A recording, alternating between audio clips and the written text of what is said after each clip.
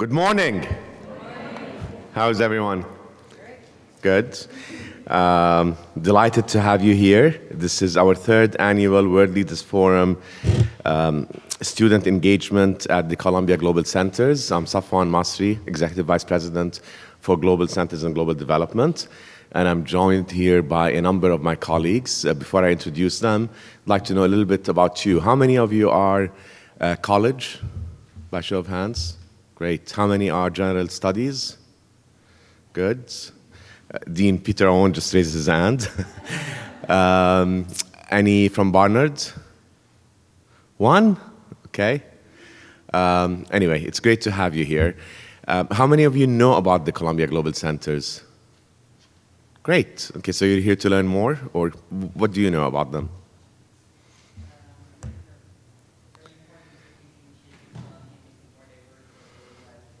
Wonderful. Shaping Columbia and making it more diverse in a globalized world. That's great. That's better than my introduction. The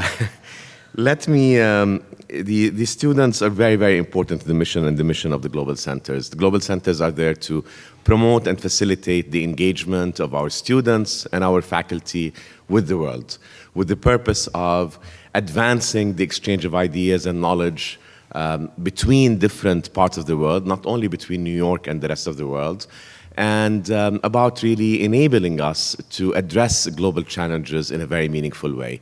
Columbia is taking the lead in this, and it really took on a very different and novel approach compared to our peer institutions. We're all familiar with the branch campuses. So NYU has a branch campus in Abu Dhabi. Cornell has a branch medical school in Doha. So does Georgetown Foreign Services. So the branch campus model became very popular about 10, 15 years ago. And we were approached by a number of governments who were soliciting our interest in establishing a branch campus. And we thought very long and hard about that, and we decided we did not want to do it. We did not want to do it because we did not think that it was a sustainable model. We were not interested in being parachuted in as faculty to teach and get out. We thought that this could have also negative implications for our brand equity, if you will, and for the quality of the education. We felt that a Columbia education needs to be based in New York, that being here, crossing Broadway at 116th Street is part of your experience when you're here as a student. That could be complemented and grounded in a global education, but it's not the same thing, to go through 4 years of education somewhere else in the world. But finally, and most importantly, we decided not to pursue that route because we felt that there is little learning that would come with it. It's about a one-way exchange of knowledge. It's about us teaching the world. It's somewhat neo-colonial if you think about it, okay?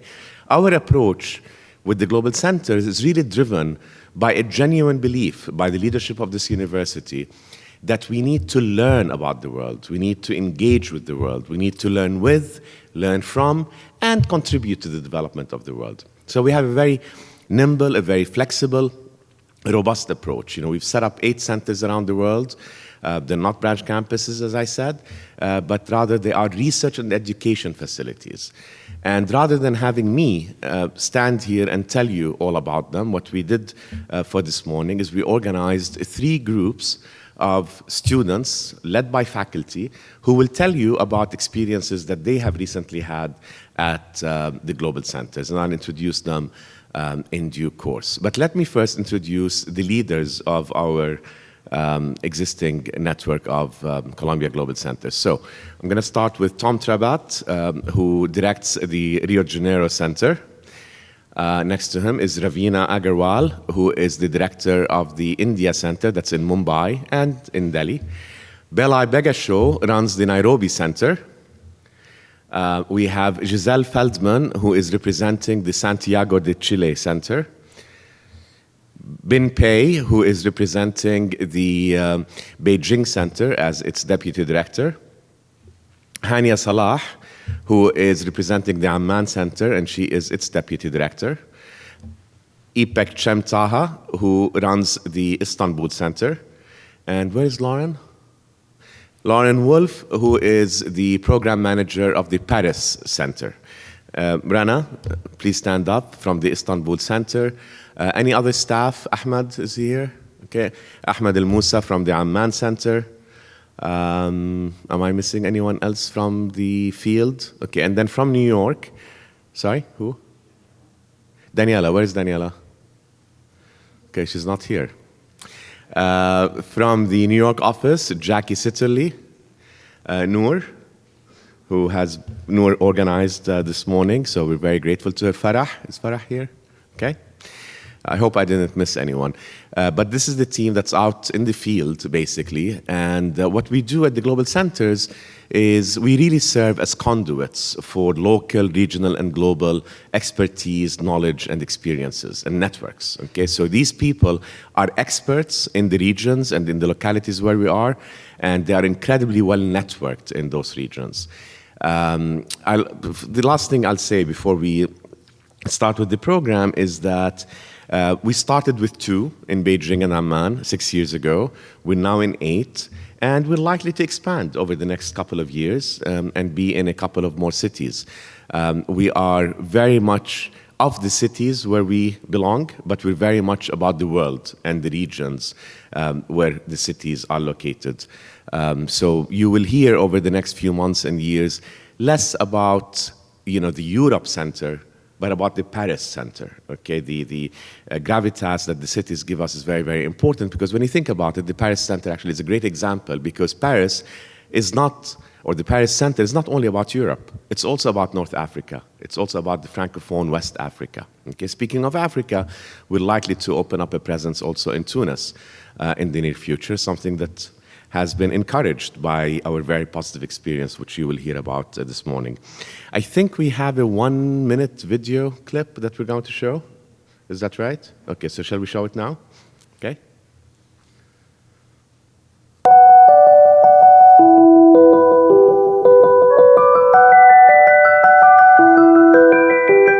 What do we do as a university that is committed to global education and helping address global challenges? We can provide people and places around the world to help our students and faculty to experience that new world. If we do this right, we really are changing the course of Columbia and perhaps higher education more broadly.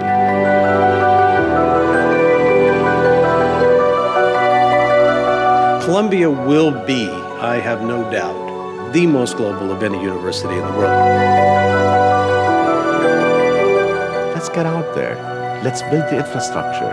Let's create the incentives, and let's see where it takes us.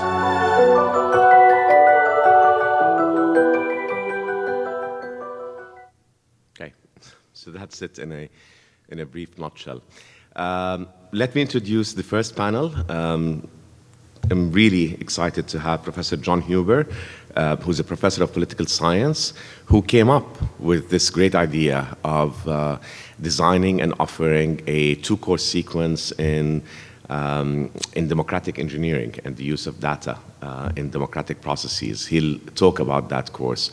And we've worked with him along with Michael Pippinger, who represents who's the Dean of the Office of Global Programs, with the support of the Amman Center and the Istanbul Center, to deliver this course, which was piloted this past summer very successfully, with 15 students from Columbia.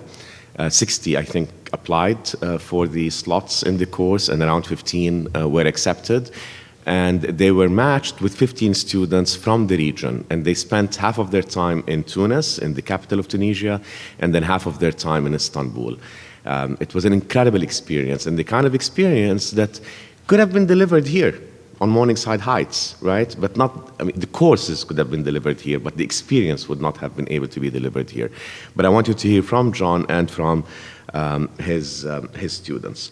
So we have with him, John, if you'll come to the stage, Benjamin Drachman, who's a junior at Columbia College from Seattle, Washington, majoring in political science and concentrating in Hispanic studies. Hannah Zhang. Hannah, wave your hand so that they know it's you. Okay. Okay. Hannah is a junior at Columbia College, majoring in political science. And after returning from Tunis and Istanbul, she spent the rest of the summer as a communications and fundraising intern at the King Hussein Foundation in Amman through the Columbia Experience Overseas CEO program. And then we have Monique Williams. Monique, who's also a junior at the college, majoring in political science and concentrating in psychology. And as a freshman, Monique was one of the few who received the Presidential Global Fellowship, which is designed to give students opportunities at the global centers, and she participated in the summer Arabic language program in Amman for 9 weeks. So with that, I'm going to turn it over to you, John, and you'll introduce the experience and the students. Yes, so the substantive goal of the program was to introduce students to the challenges associated with developing and sustaining a democracy. And as Vice President Masri said, we wanted to give them a range of experiences. So the program started in Tunis, where they're in the early stages of building a democracy, and then halfway through it went to Turkey, where they've had a longer experience with democracy, but where they're having challenges sustaining it, and where authoritarian traditions are starting to reassert themselves pretty strongly. We wanted students to have a range, to interact with people who have had a range of experiences with democracy and who have different cultural perspectives on what democracy can do and what we should expect from it. So that motivated recruiting students from leading universities in Lebanon, Egypt, Tunisia, and Turkey to be part of the program. And we also wanted students to start to understand how you can design and conduct original research on democracy. So sitting alongside the course on democracy was a course on statistics, and the program culminated in original research projects by the students on some aspect of the democratization or democracy processes. Before turning it over to them, I just wanted to say, they'll tell you a lot more about it. This program never could have happened without the global centers. A number of people in this room put a lot of energy in Istanbul and in the Amman Center to making it happen, along with people in Dean Pippinger's office of financial support from the university. So I'm kind of happy to have this opportunity to say publicly thank you. Safwan in particular really has supported and pushed this program since the very early idea about it. I also just wanted to say what a privilege it was to teach in this program. To spend 3 weeks in a really intensive program with Columbia students gives you a different perspective on how special they are, and that was a really nice opportunity for me. So I can't remember who was going to go first. I think I was. Hannah, thank you. So I think we're just going to start off by saying a little bit about why Tunis, Tunisia, and Istanbul, Turkey were such unique places to be this summer and so vital for our study of comparative democracy and constitutional engineering. So first we arrived in Tunis, Tunisia, which is the capital, and as you may or may not know, was the birthplace of the Arab Spring in 2011, when protesters gathered in the streets of downtown Tunis after a street vendor had self-immolated after protesting the repressive government, and these protesters eventually led to the ousting of the then President Ben Ali. So being in the streets, actually walking down the streets where the protests happened and seeing all of these things was just an incredible experience. And then actually being there, learning about the combination of French and Arab cultures and what really makes Tunis unique, and what they had gone through during the process of this transition to democracy, and listening to people's hopes and fears about the sustaining of the democracy was just absolutely just vital to our academic studies in the sense that it really complemented them and made us see why they actually really matter. So after that, we moved on to Istanbul, which I think my own experience that really represents what Istanbul meant to me was taking a ferry from the European side of Istanbul to the Asian side, which is separated by a river. So in that sense, I think Istanbul was a truly cross-cultural experience in the sense, whether it's East and West or the mix of secularism and Islamism in the political system. And being in Istanbul at the time where we were in Istanbul was especially unique because Turkey had just had its election, which is the first election where the emerging Kurdish party has surpassed Turkey's legal threshold to enter the parliament. Just being in the midst of these issues and being able to speak to people on the ground about how they saw them and the developments in Turkey have been really incredible and have really made me better understand the democratic processes that go on. So I guess following up with that is the people. So I think for most, if not all of the students, the big trademark of this program was the fact that it was going to be half Columbia students, half regional students. So as was said, there were 3 students from Turkey, Tunis, Lebanon, and Egypt. And that's the reason why I applied, because that's kind of what makes this program stand out from all the other Columbia programs. Now, it wasn't international students coming to Columbia. We weren't just going there by ourselves. We were kind of meeting, if you could call it, on a common ground or a middle ground halfway, which I think took the Columbia students out of their comfort zone, and also the regional students out of their comfort zone as well, which I think is important to kind of set an equal environment. But yeah, I think the people were definitely a great part of the experience, having the students share their perspectives, including the Columbia students, in the classroom. Because as you know, the program is about democracy. It's about transitioning to democracy. These are real-life processes. These are real-life things that happen and affect people on a day-to-day basis, whether directly or indirectly. So even in the classroom, we spoke about a lot of topics that could be called very controversial. The point of the program was to challenge these things, challenge is being Muslim or Islam not compatible with democracy, for example, was one topic that came up, which in many other environments either wouldn't come up or you wouldn't tackle it completely honestly because there's too much threats, you could say, from each individual. But I think that the program definitely facilitated a safe environment where the regional students, the Columbia students, students not from America, students from America, all sorts of backgrounds could kind of come forward, say their perspective without feel like pressure to even stand for a certain side. So I thought that was very important in terms of the academic side. In terms of just like the general life, I mean, we're all young, we're all very eager to learn about the world and about ourselves and about each other. So I think that the program also did a very good job of just kind of letting the students communicate as they may. Like the first time we came together, the first thing we did was go to the grocery store. We took a grocery trip in Tunis, and we had no official icebreakers. Professor Hugh was just like, all right, guys, you're gonna need to eat, so you're gonna have to get some food. And it was the most basic thing you could do, but I found that it definitely broke the ice in a way that we didn't expect, because, I mean, everybody eats. Not necessarily everybody cooks, but everybody eats, everybody needs food.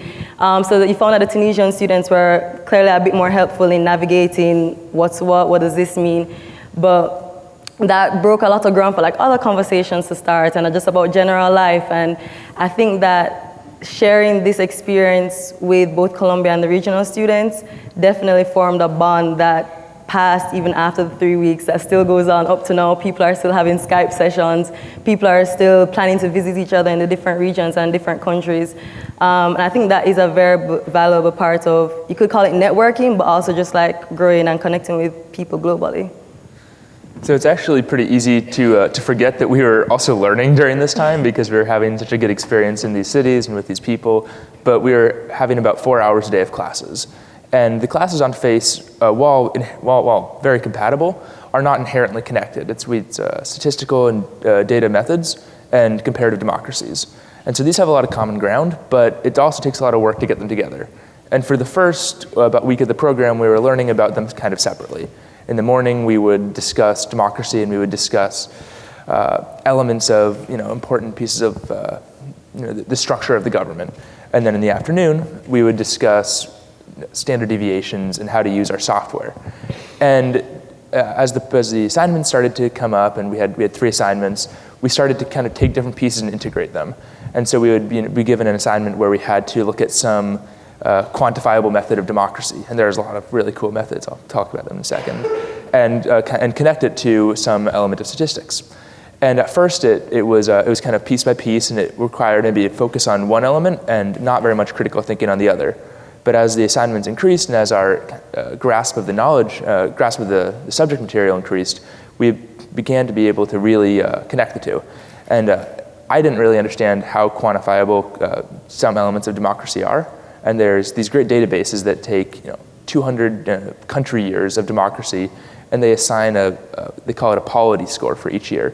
And so some researcher has gone through democracies and assigned them from a -10 to +10 point value for how strong their democracy is. And then you can regress that with all sorts of other quantifiable measures. And it blew my mind that this existed. And I thought that was such a cool thing that we could actually compare these things. And you could say, I wonder if being in Central Europe has a positive effect on the quality of democracy. And we learned how to run that test. So as this program increased, we were able to bring more, we could bring more critical thinking into it, which I thought was fantastic.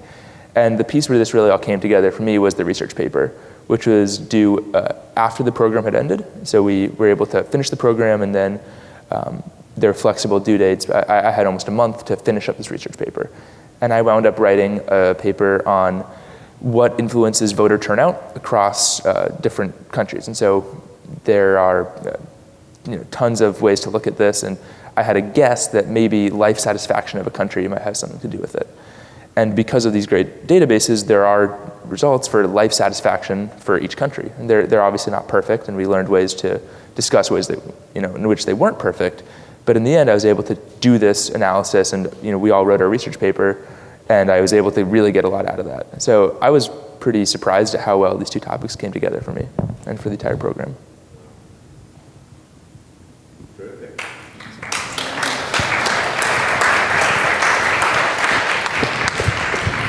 It's really, really terrific.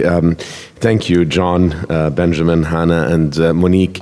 I was in Tunis, I guess, a month after you had finished your work there, and I met some of the students from Tunis who had participated in the course, and they were glowingly talking about the experience that they had. And I remember, John, also, when the course was finishing, you wrote me and you said that to the students, one of the most valuable things was really the interaction with the students, from the cross-fertilization, if you will, of the students away from their comfort zones and the kind of learning that took place.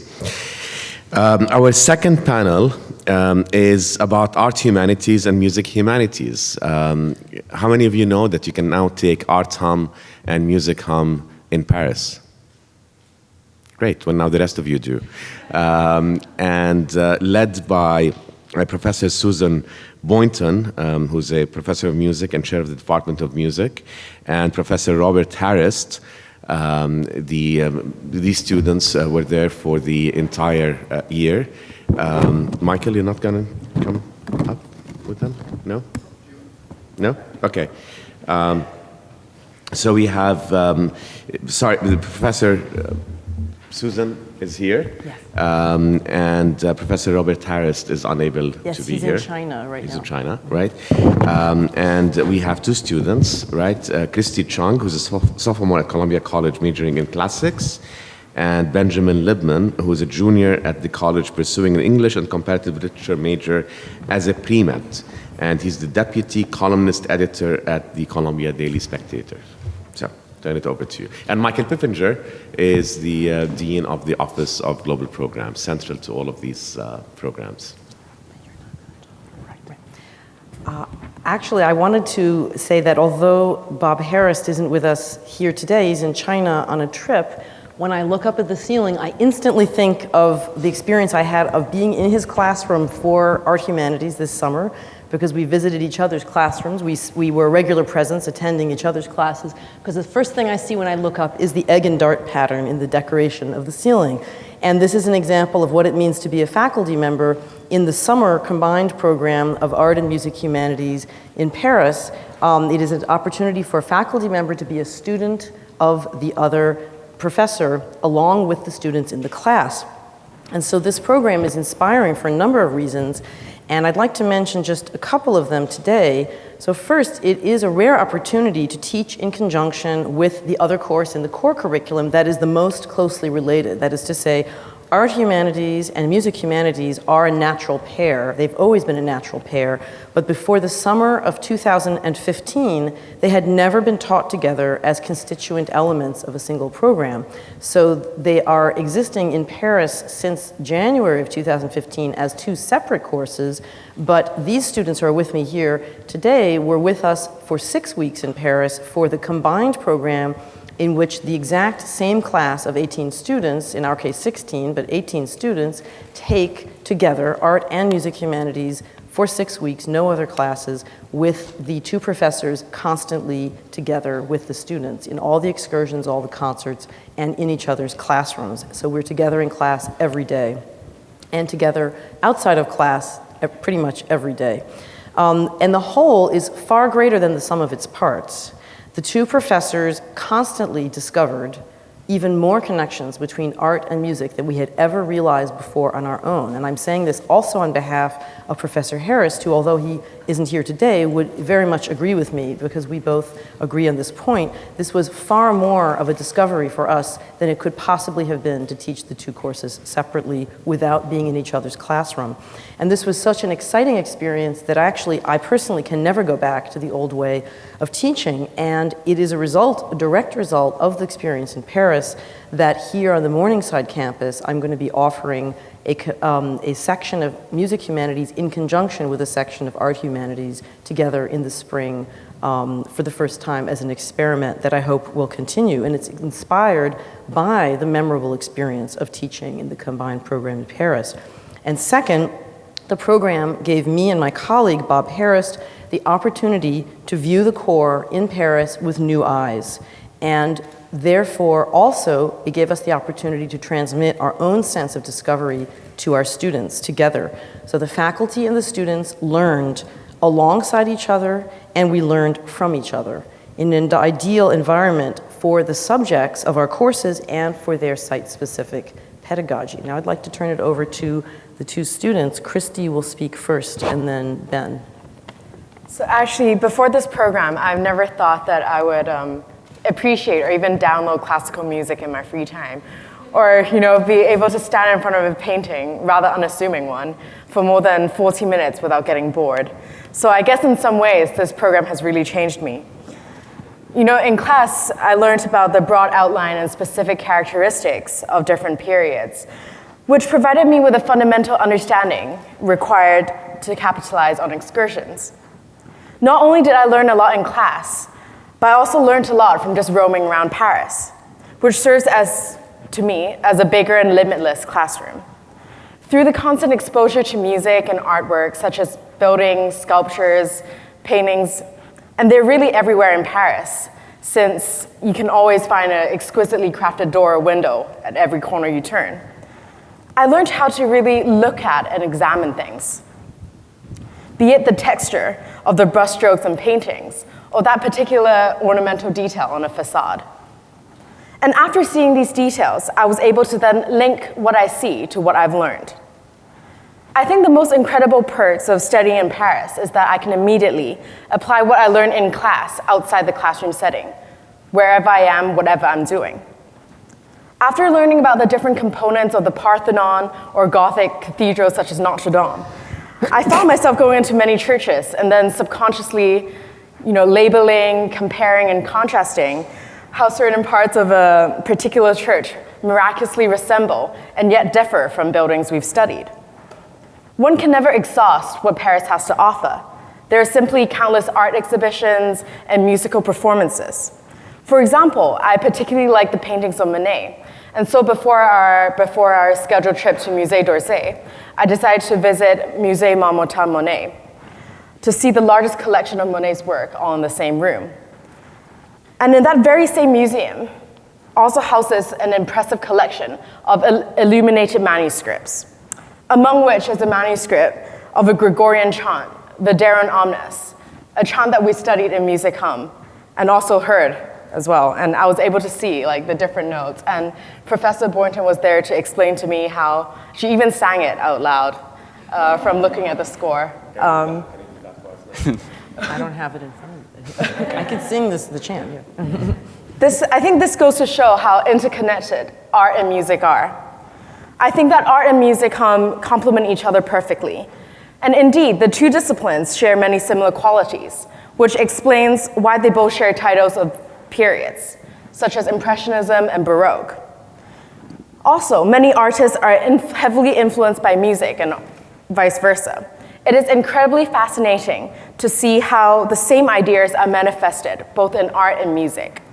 For example, Jackson Pollock, a lover of free jazz, which includes a lot of improvisation and spontaneity, creates abstract and unique works that are made without a detailed plan spontaneously. Through many similarities and links like these, I saw how closely all arts relate to one another. This only became more apparent because music and art home were taught together. And I think this joint program in Paris really provides a rare and extraordinary opportunity to explore these two disciplines simultaneously. I really enjoyed learning so much from this program, and after 7 fruitful weeks, I have developed a lasting interest in both disciplines. So I just want to talk more generally about what it means to me to combine art and music, again, on a very general level. I think it's fair to say that art and music are two sides of the same coin. But I think it's also important that we clarify why that statement seems maybe so intuitive to us. Quite simply, I think, to paraphrase Monroe Beardsley, both art and music are artifacts that are designed in some way to be understood and appreciated. In other words, art and music are aesthetic projects, and that coin of which they are two sides is the coin of aesthetic quality. This must be, at least in part, why combining art humanities and music humanities seems so natural to me when I saw it listed as a course in Paris on the OGP website. Given what I've said, it stands to reason that we study music and art not only to know more about their respective and often shared histories, but also to become better aestheticians. In my art humanities class, for instance, I learned that the way in which an image or a painting or a sculpture initially strikes you is perhaps the most important moment in your engagement with that piece. I learned furthermore that the capital B beauty of a work of art is not discovered nor understood through an analytical and very technical peeling back of the conceptual layers of that work. Rather, it is unveiled as if from beneath a silken scarf by means of a simple, delicate approach. In that way, the simplest question, what am I looking at, often reveals the most beauty about the piece of art. However, music has a similar relationship to beauty in that way. However, the analog statement or the analog question, music, what am I listening to, is perhaps doing too much. As I came to understand, the act of appreciating music is quite different from that of art because sound is ephemeral. It goes in one ear and out the other. And so studying music humanities is not so much about trying to hold on to and observe the music, what am I listening to, and more about allowing your mind to become this echo chamber, such that you allow the music to happen to you, and it lasts in your mind forever. This is why art hum and music hum complement each other so well. Together they teach you how to use the whole of your mind to recognize and appreciate the beauty inherent in the mediums through which cultures have communicated and expressed themselves for centuries, basically since the dawn of humankind. And what better place to do this than in Paris, a city that has for centuries now been perhaps the central confluence of art and music in the Western world, where the Louvre is a mere walk away and the Opéra a frequent sight on evening strolls, and where the endless and narrowing and sometimes cobblestone streets guide you through the very veins of this luminous city that inspired all of this music and all of this art. And I really think that because of that, this program is a major, major accomplishment of the core curriculum. Thanks.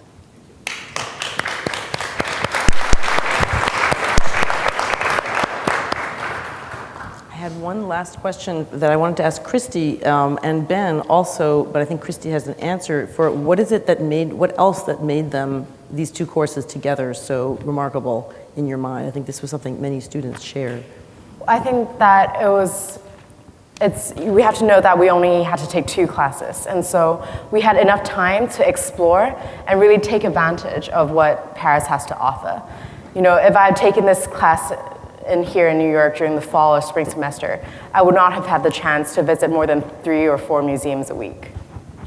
So this is something that many of the students who applied said they wanted the opportunity to take the 2 classes together without any other classes to sort of distract them from just the combination of art and music humanities.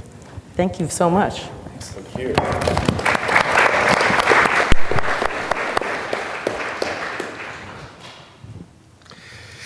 After the third panel, which I'll introduce now, everybody will come back to the stage and we'll be able to throw questions at them and engage in a discussion. So the third panel, so this is phenomenal. I mean, this is really, really great. And I can't think of any other university that offers these kinds of opportunities because international global experiences are really important. They are part, you're here, and you're already participating in the world. You're going to be participating in a much more globalized world than the one that I grew up in and that all of us experienced. And what that means is that there's no longer domestic and foreign. International was a term that was very relevant in the 20th century. Area studies programs, regional institutes sprung up at Columbia and everywhere else post the Second World War, enabled and incentivized by the State Department through Article 6 funding, because we discovered after the Second World War that we needed to understand the world better. We needed to understand regions of the world better. And that became very relevant also during the Cold War. But we needed to understand them sort of one region at a time, and we understood them from a US perspective. Okay, that model doesn't work anymore. The global is very different than international. Global really means that you understand every region of the world within a global context. There is no US-centric or Eurocentric way to understand the world that's going to serve you well in the world. You look at China, it's the second largest economy in the world, on its way to becoming the largest economy. You look at Africa and what happens in Africa and how it affects the rest of the world. So the presence of the global centers and what they enable in terms of these experiences is just phenomenal. What you're hearing today, in 3 different experiences, are about faculty going into the world with the students. The context that provides is just priceless. You can have other types of global experiences. Many of them are very, very valuable. But what I really liked about what we are hearing today and the focus of the 3 panels is the fact that John Huber traveled with his students to Tunis and Istanbul and provided the context. Susan and Robert were in Paris with their students, whom they were mixing up also with various experiences there. And now we're going to hear about Martha Howell and Karen Van Dyke, who are not here today because they're traveling, but 2 faculty members in history who spent the spring semester with a number of our students. The students who were there took courses from Martha and Karen and from faculty at Boğaziçi University, a leading university in Turkey. And our faculty also taught those students. But rather than hear the details from me, I present you again Michael Pippinger, without whom none of this could happen. Really want to emphasize that. This global seminar in Istanbul was on Byzantine and modern Greek encounters. Okay, the 2 students whom we have up here are Alex Shavitz, who's a junior at General Studies, and who was in the Marine Corps before. And I hope that, Alex, when you talk about your experience there, you'll talk about what you shared with me earlier, the time that you spent in Istanbul post the course, and the work that you did with Syrian refugees in southern Turkey. And then next to Alexander is Halima Gigandi, who's a senior at the Columbia College with a history major specializing in Middle Eastern and African histories. And she spent the last year studying abroad in Istanbul, where she studied Ottoman history and Turkish. So with that, I'm going to turn it over to Michael, who will introduce the panel. Sure. Thank you very much, Safwan, for those kind remarks. It's a pleasure to be here, and I want to thank Safwan for inviting us to come and to represent this program. As you see, I'm not Martha and Karen, so we're not going to be talking at great length about Byzantium or about how the Greeks looked at Turkey, but I do want to talk a little bit about this course and a little bit about how we work with the global centers. First off, it's very important, as Professor Hubert did earlier, to thank people, and I want to thank our colleagues at the global centers, because all of the programs that we're showcasing today couldn't happen without the wonderful work on the ground, the guidance, the wisdom, the insight that people provide. So in the case of this program in particular, I want to thank İpek and Rana, who are here from Istanbul today, because their work has been tremendous on this program, but I could do the same with Tunis, with the staff in Amman, and the list goes on and on. So I do want to pause and say thank you for that. How do we create these programs? How do we come up with these really interesting ideas? It starts with excellent faculty, and I want to actually go back to Professor Boynton's question about what made Art, Hum, and Music Hum so special.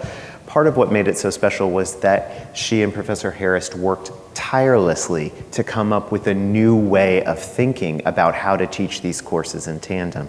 What she didn't say was that they often attended each other's classes, and that the amount of work that they did leading up to that program was really breathtaking.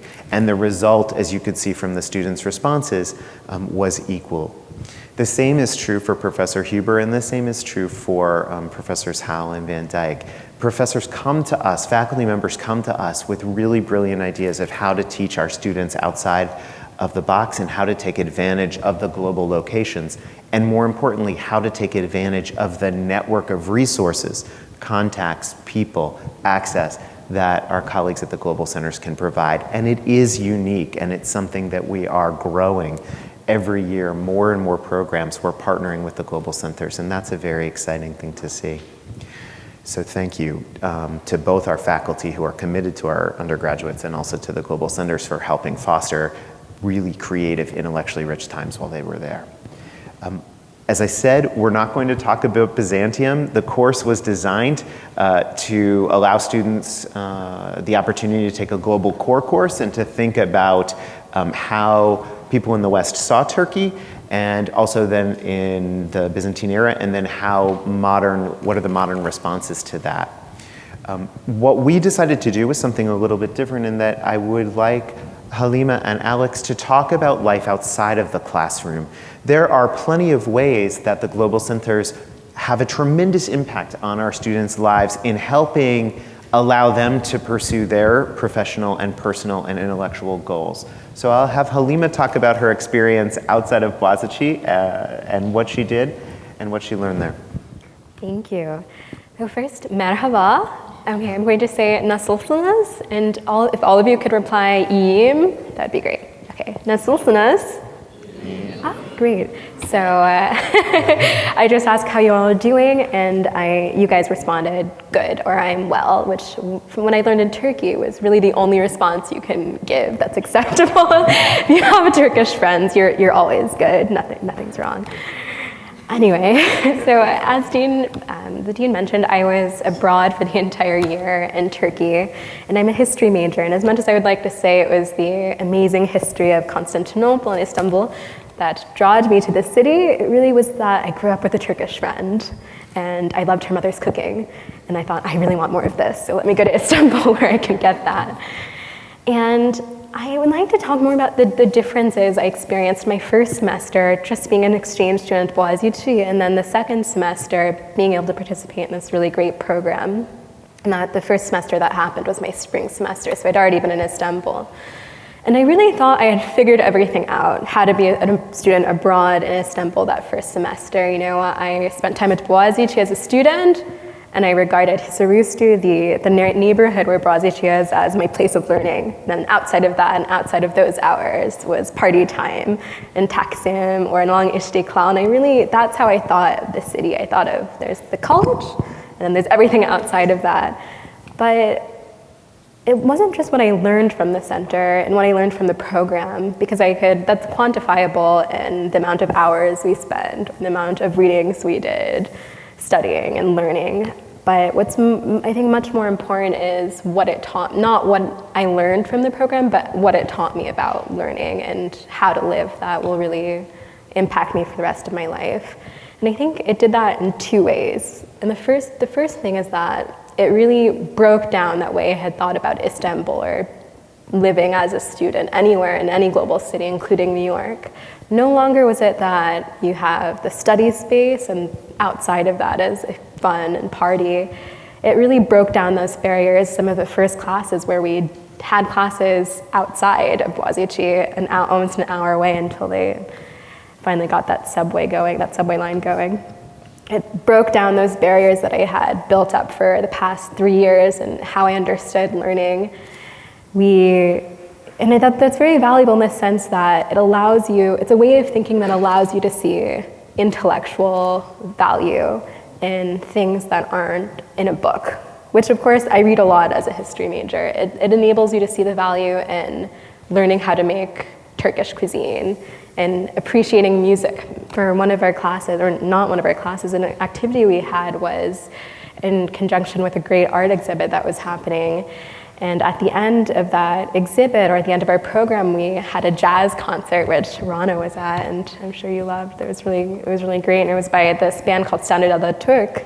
And that was an amazing experience I never thought I could have, being a Columbia student, you know, being in the middle of Turkey, near Taksim, along Istiklal, and being at a jazz concert, and what the value of that as a student is. So again, it broke down those barriers and those separations.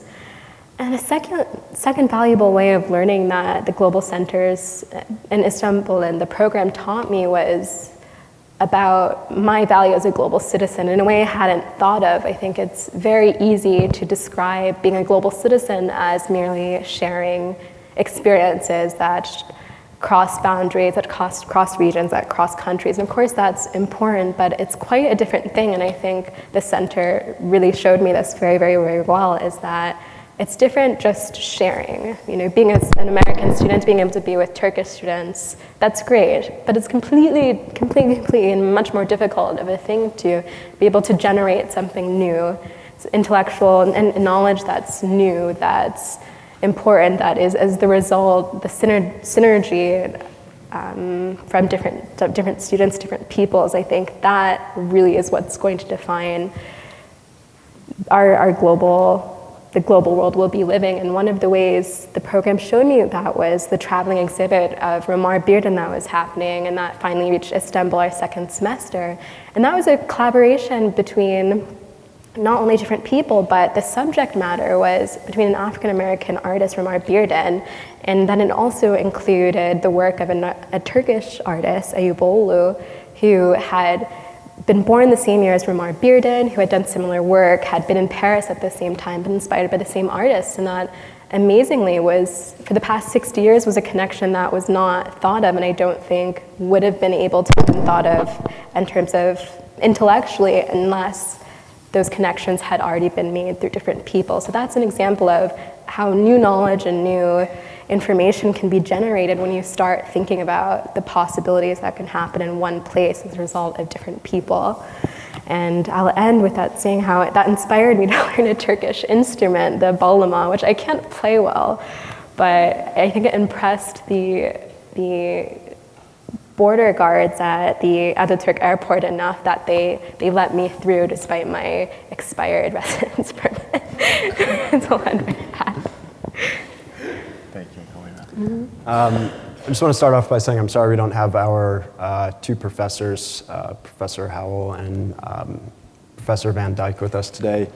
They were amazing. I loved studying under them. The academic courses that they taught us were a good gave us a good historical background for the city of Istanbul, which was just a classroom in itself. Istanbul is really centrally located in Europe, so students have the opportunity to do extensive travel, which I really seized on. I traveled to Poland, Albania, Tunisia, and pretty extensively throughout Turkey.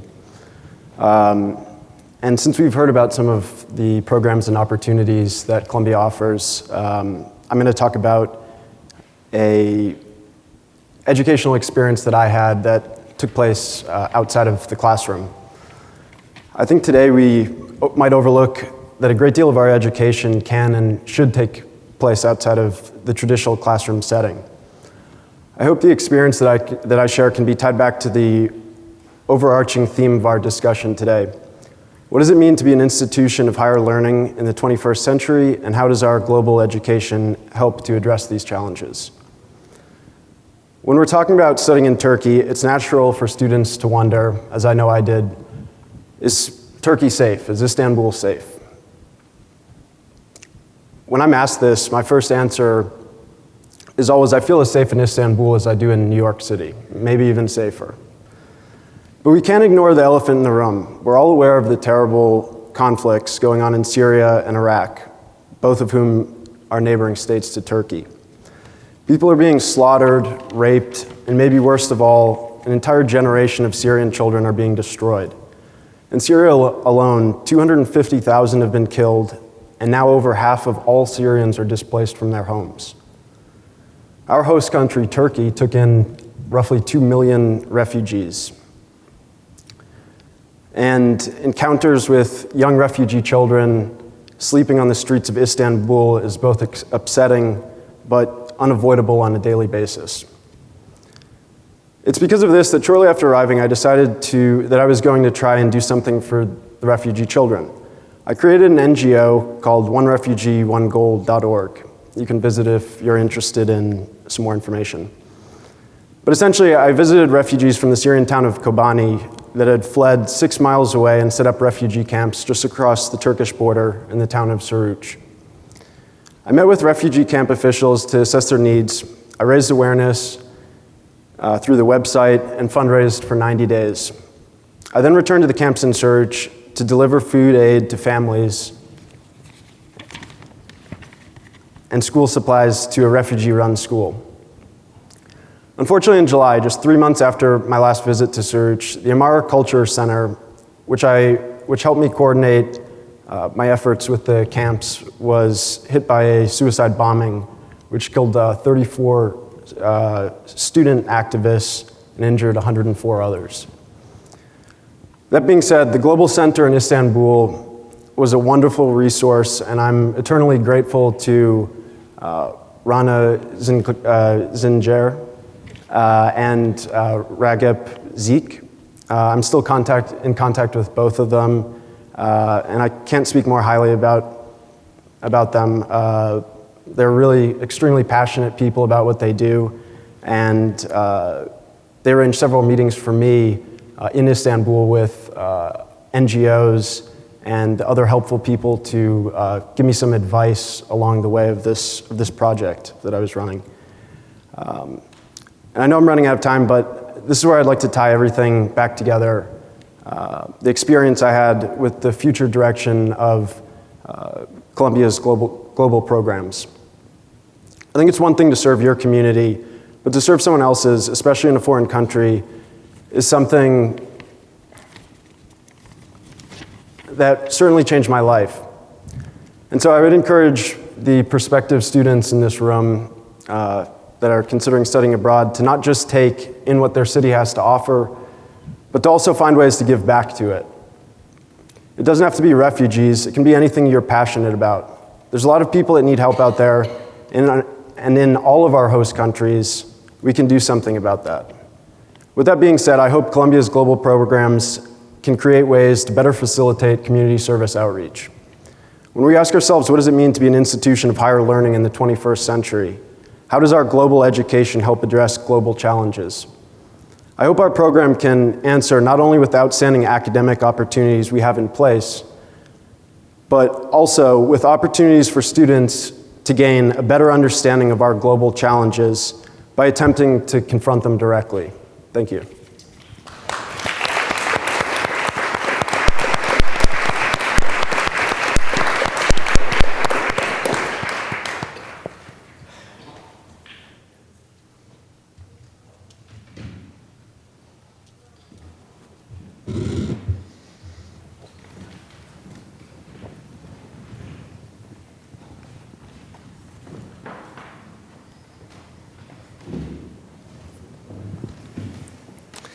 Thank you. Thank you all very, very much for your contributions this morning and throughout.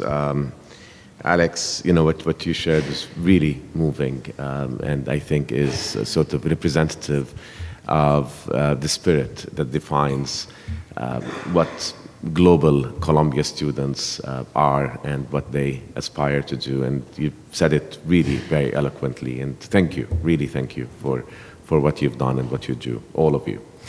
I should say, by the way, that for the Tunis course, the Tunis Istanbul course, I forgot to mention earlier that the course was made possible largely because of a scholarship fund that was made available personally by President Lee Bollinger and his wife, Jean Maniano Bollinger. So I do want to acknowledge and recognize them and their help in making it happen. I thought I would throw a couple of questions at you, but then I decided, no, let's hear from the audience. Let's hear from the students, and if you can go up to the microphone, identify yourself, and please share any observations or questions that you might have.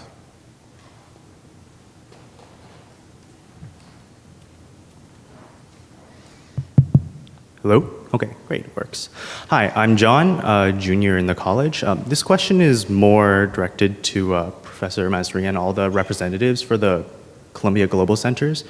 After hearing all this, it's so nice to hear about all these academic programs that allows you to explore and also augment the Columbia education. But another part is also research, research abroad, or research and collaboration, not necessarily abroad, but at least with the researchers and other students around the world. So that's what I was wondering. What programs, ideas, resources are available for research and collaboration? Great. Right. Okay. More specifically, just opportunities for undergraduates to experience the international research community. The international research community. Okay, thank you, John. That's a great question. So let me answer it sort of more broadly in terms of the research mission of the centers and then bring it back to the students. So the centers, which I really think of as sort of becoming a permanent and indispensable and core part of what Columbia University is about, so that when you think of Columbia, you don't think of Columbia and then you think of the global centers, but they're part and parcel. You don't think of the Office of Global Programs and then the global centers. You know, they're all integrated seamlessly with one another. And as I said, they serve two primary functions, okay, research and education. They also serve other functions, which are public outreach. They help connect us with our alumni. They do a number of other things. The research dimension, which is primarily focused on faculty, right? So, we have a number of research projects conducted by faculty in collaboration with colleagues, usually in institutions, in the cities or the regions where the global centers are, facilitated, hosted by the global centers, often funded sometimes also through the President's Global Innovation Fund, which the provost and I manage. We're now in the fourth round of it to encourage research by faculty. In the President's Global Innovation Fund, when we send out the request for proposals, we always put a large emphasis on the student component, so that proposals that have a dimension to them that would involve students in research are looked at more favorably. By the way, John, your course started off as a planning grant, right, from the President's Global Innovation Fund. So that's, a piece of my answer. But the other piece is that the centers are equipped with the ability to connect faculty and students on the research side of things, right? So I would say that we'd be more than happy to entertain any kind of ideas or proposals that students have to conduct research in a country or in a number of cities, and the staff at the global centers are trained and have the kind of skill set that allows them to support the research of faculty and of students. But then also the other thing I'll add to that is the best way to connect to a research project around the world is to connect yourself to a faculty member or to a number of faculty members in whose research work you're interested, and then you can find mechanisms through that to get involved in research. But connect with any of us also. I mean, so We have Ravina Agarwal, who runs the Mumbai Center. She's an anthropologist, and if you had an interest in any subject, but especially in a subject that, for example, that she's a researcher in, she can help you and supervise any kind of work that you want to do in that country.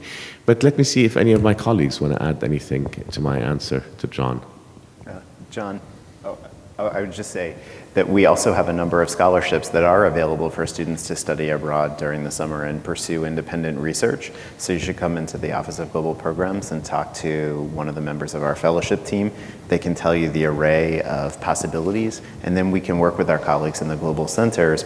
Once you tell us and we get to know you a little bit better about what kind of research you want to do, we can connect you up with the right person, either faculty-wise here on campus or abroad at the global centers. Right. The Presidential Global Fellowships, which is an initiative that President Bollinger started a couple of years ago, is exactly for that. And who was it? Monique, I think, who benefited from that last year, right?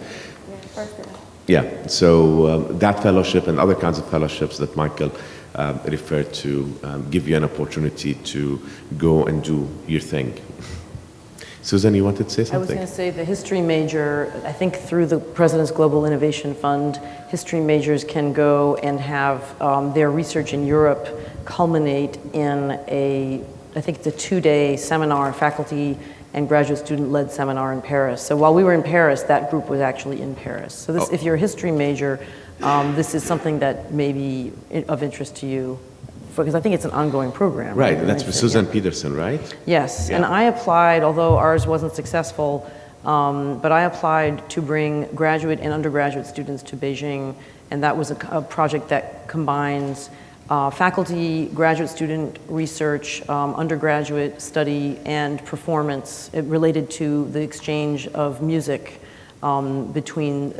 basically between China and the West throughout history and in the present day. So anyway, that was an example of a project that involved undergraduates very specifically as well as graduate students.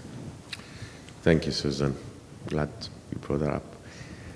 Next.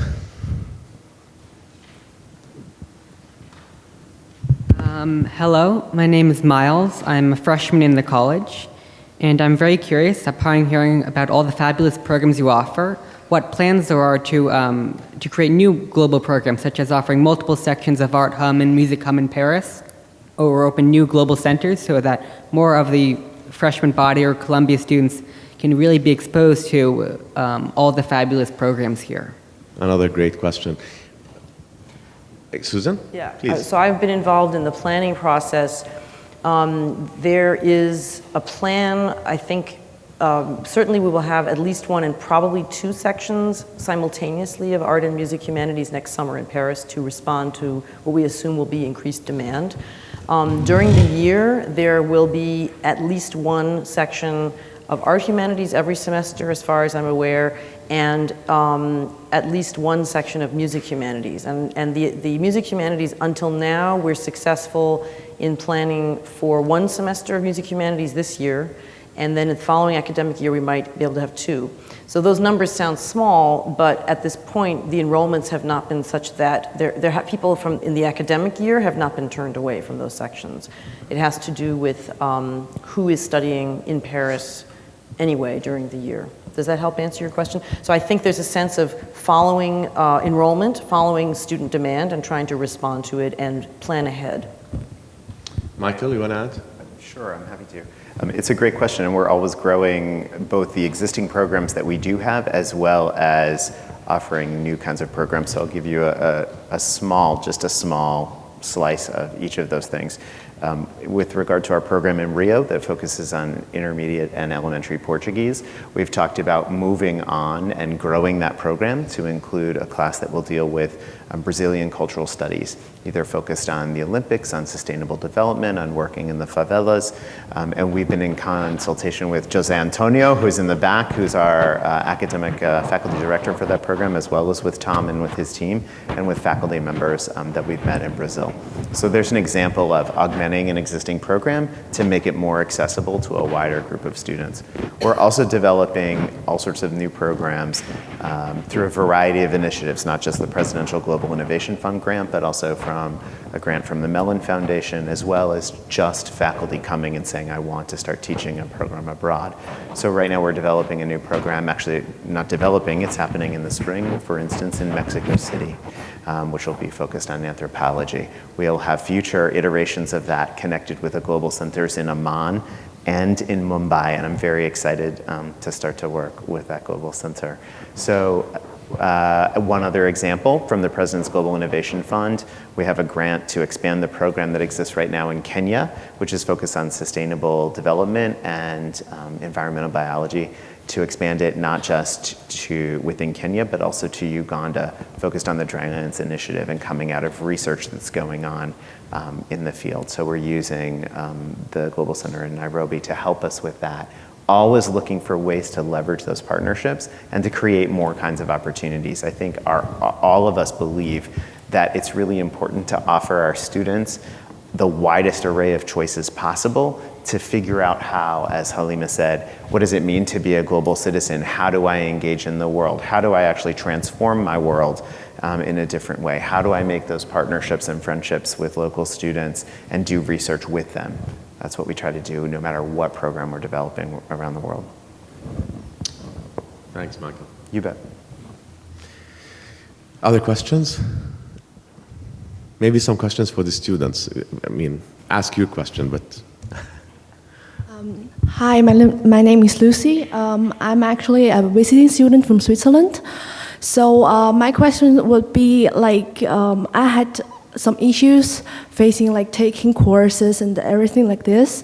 And I'm also maybe speaking for the visiting students, what we should do to like to be more engaged in this stuff, because I'm really interested and I'm really excited to hear about all those experiences. I'm sorry for my English, and I would really like to join it. And yeah, it's kind of hard for our community, like from Switzerland, to join those stuff. So yeah. Thank you, Michael. I think that one's for you. Sure. I'm happy to take that. It's actually, international students often think that they can't study abroad or that they can't be involved in the kinds of programs that you hear about. And in fact, we have a large percentage of our students who go on our programs who are already international students. I think one of the ways that Columbia is trying to re-envision what global means, you heard that from all of the students as well as from Safwan, is what does it mean to have a global experience and how can I redefine what that looks like? So just because you're an international student, you're already studying abroad by being here in the US. But Michael, I think you're a visiting student, you said, right? Right. So you're an exchange student. Right. Okay. No, visiting student is different than exchange student. Okay. So, right, so if you're a visiting student, you can still participate in these programs. There's absolutely no barrier, and you should come into the office and talk to us. Okay? They'll help you. Anyone else? No? I think she's going to the microphone. Oh, sorry. Okay. Thank you so much for the wonderful introduction to all the global programs. My name is Lu, a master's student from China, and I'm from the Department of Urban Planning. I'm particularly interested in the Art and Music Humanities program in Paris. I'm wondering if there's any prerequisites to apply to this program, because the number of students are limited and it might be competitive. Thank you. Well, it's supposed to be, at this point, for Columbia College students, for the undergraduates. So that's why, at this point, I don't think we've envisioned in expanding it beyond Columbia College engineering and general studies undergraduates. You're a graduate student? Are you a graduate student in GSAP? Yeah, so that's why it's not intended for graduate students, that particular program. And it is very competitive, but it's at this point, it's for undergraduates. There are other opportunities for graduate students, and specifically for GSAP for architecture planning and preservation students. Well, also, there's the Middle East and North African program, which is for graduate and I suppose undergraduates too. Right? That's an annual program.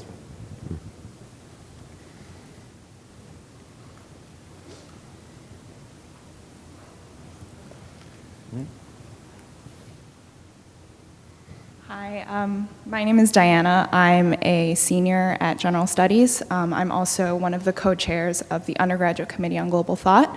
And one of the issues that has come up in some of our conversations about global education is what kind of opportunities are there for students who aren't in the humanities. It seems like a lot of the programs are dedicated to liberal arts. And I know there are a lot of STEM students who would be interested in studying abroad as well, but it just may not be as accessible to them. So what kind of different programs that you would offer, how can they make sure that they're fulfilling their requirements and still getting the chance to study abroad? Right, thank you. Thanks for that question.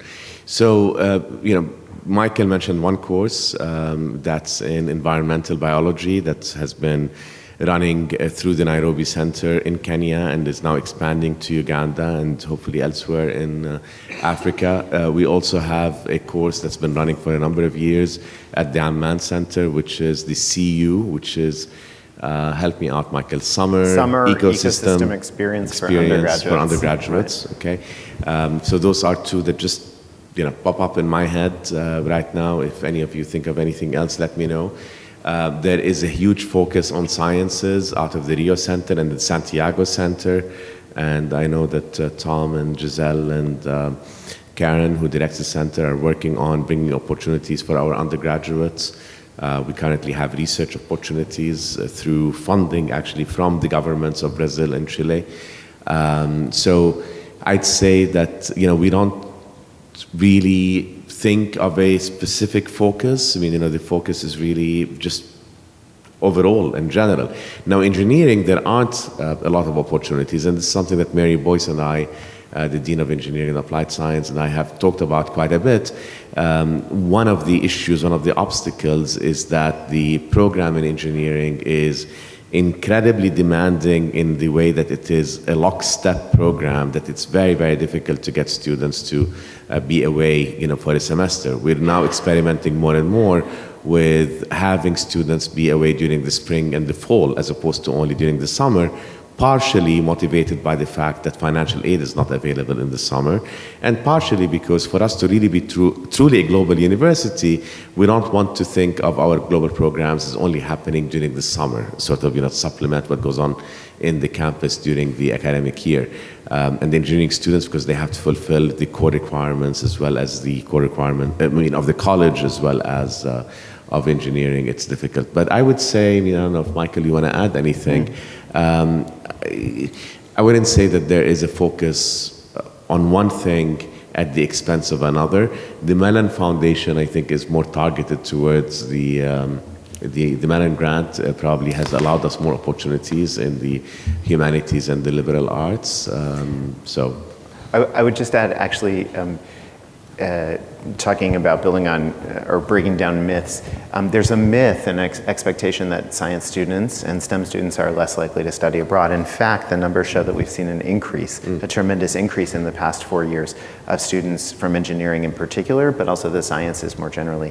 I'm very proud of the fact that one of the first programs we developed with the Global Center was in fact a science program, because that has traditionally been an area of students that has been overlooked by global education, and it was our belief as an institution that we needed to rectify that. We were no longer, as was mentioned earlier, in an area studies model. Studying abroad is not just about learning a language or acquiring knowledge of a country for national security purposes. And one way to break down those sets of assumptions is to create more science programs. We have science exchanges where students study at the Hong Kong University of Science and Technology. They can do summer research or they can study there for a semester. We send students to Geneva to work with professors at CERN there. With regard to the global centers in Paris, I'm looking at Lauren right in front of you. In Paris, we actually send students to the Pasteur Institute, science students who are in Paris studying science all semester, and they're also doing research at the Pasteur Institute. That's a remarkable opportunity. I think part of what our goal is in conversations like this and wherever we go is to say, Columbia is committed to finding the right sort of opportunity for you. It could be for credit, it could be research, it could be in an internship where you're focused on science, science education, science research with a company or an organization. We have many of those internship programs in connection with the global centers. So there are opportunities out there, and I'm happy to come talk to the Committee on Global Thought more about that if you'd like. Excellent. Well, Noor just whispered to me that we just run out of time. Let me just maybe end with giving the students an opportunity, the students who are on the panels, to say anything else that you want to say. Yeah. I would just like to add that I forgot to mention, like, one of the best thing I got out of this program was to have known Professor Boynton and Professor Harris, who were so generous for the time, seriously. And also they're always like willing to help us out. I remember once we had to wake up really early to go on a field trip, and Professor Boynton bought extra croissants in case we didn't have breakfast. And you know, I just really wanted to thank her and Professor Harris, and I'm sure all the other professors in the other programs. That's great. That's great. You know, one of the things, one of the benefits of doing these programs away from campus, and you know, I avoid saying the word abroad because it's away from campus, right? Because I mean, really, the distinction between what's here and what's there and what's national and what's foreign is disappearing very quickly. And for many of you, your experience here in New York is an experience abroad. But you know, getting away from campus with your faculty, you get them. You know, you get their attention. You know, it's not only during in the class. I mean, here they teach you the class, they're available to you outside of class, but they also have their other commitments. You know, they have their colleagues, and they have their research, and they have their appointments, and they have their families, and so on. But when you travel together, I think, you know, the bonding that takes place, and the learning that takes place, and the availability of the faculty as a great resource on many levels is wonderful. So thank you for adding that.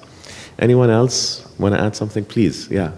Yes, just in terms of all the questions different students have in terms of how they can get involved, I would say that it's not only the center has taught me this, as well as my fellow students, is that it's not only the case that the global centers can help envision how these different spaces and opportunities for students, but I think, which is of course true, I think one of their primary roles, though, is to help meet the visions of students, whether those be research-based or service-based, as in the case of Alex. I think it's really this great opportunity where you can have your own vision of how you want to experience wherever you are, or whether you want to do a research project or service, whatever it is, and the centers are there to help make that come true, and I think that is very well highlighted in the experience of Alex and our other students that we had in Istanbul.